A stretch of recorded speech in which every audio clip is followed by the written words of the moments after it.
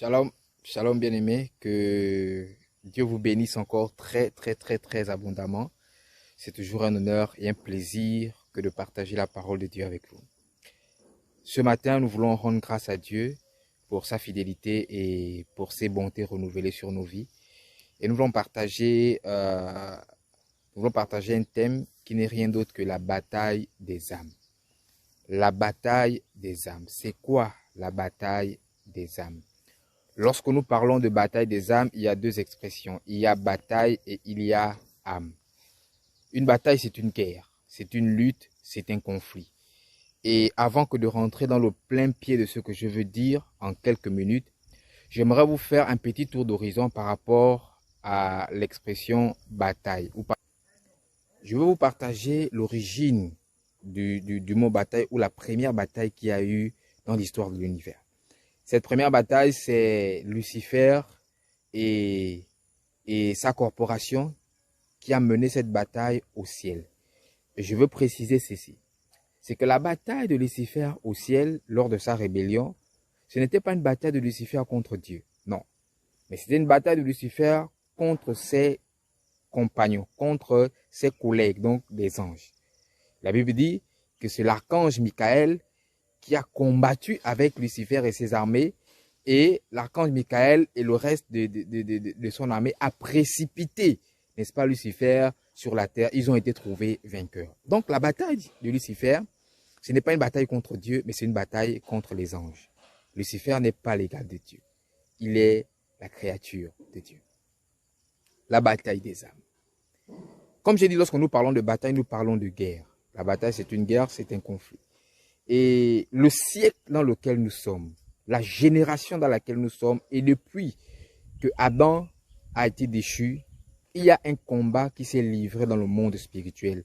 C'est la bataille des âmes.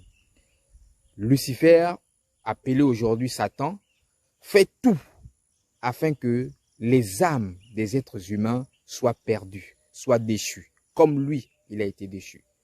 Lui, il n'a pas eu de rédemption. Et donc, il va faire tout pour que les âmes des hommes soient perdues sans possibilité de rédemption, en endurcissant leur cœur, en leur faisant rentrer dans des courants qui sont pour eux des pièges, qui se trouvent condamnés dans ces courants, parce que pour certains courants, ils prêtent allégeance, ils prêtent serment au prix de leur vie. Je voudrais te dire ceci, c'est que ton âme a du prix.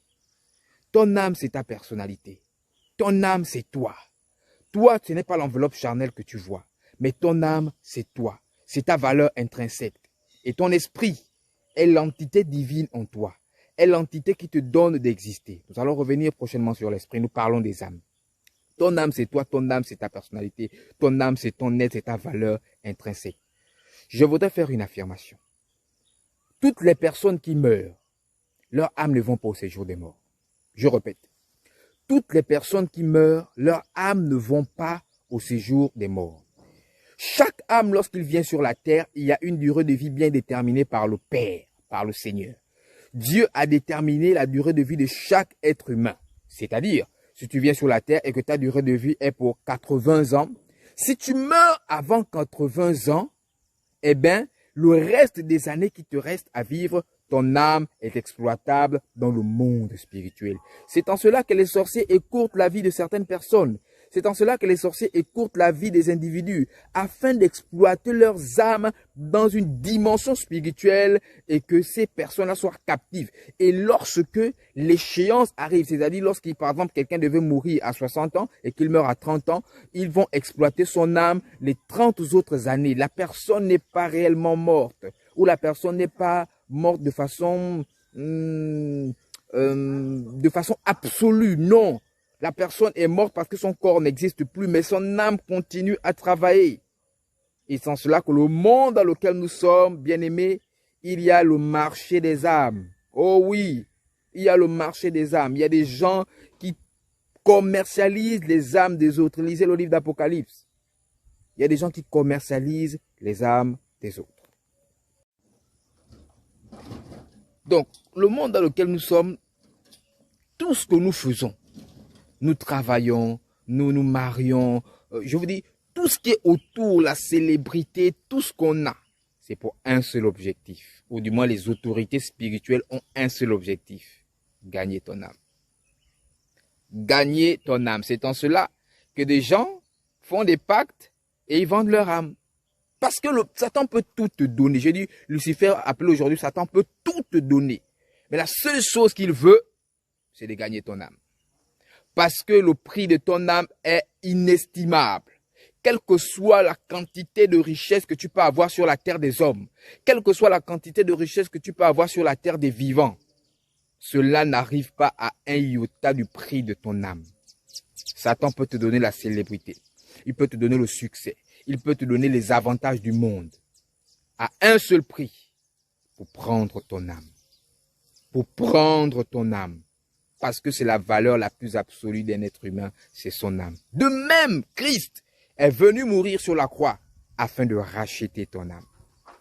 Afin de racheter ton âme. La bataille des âmes. Nous sommes dans une guerre permanente et c'est la guerre des âmes. Lucifer veut emporter le maximum d'âmes avec lui dans la gêne, dans la déception, dans la déchéance. C'est pourquoi il faut que tu te réveilles. Il faut que tu te réveilles. Bientôt le cri de minuit. Tu dois te réveiller. Oui, tu dois te réveiller. L'agneau, le Mashiach descend. Tu dois te réveiller parce que ton âme a du prix.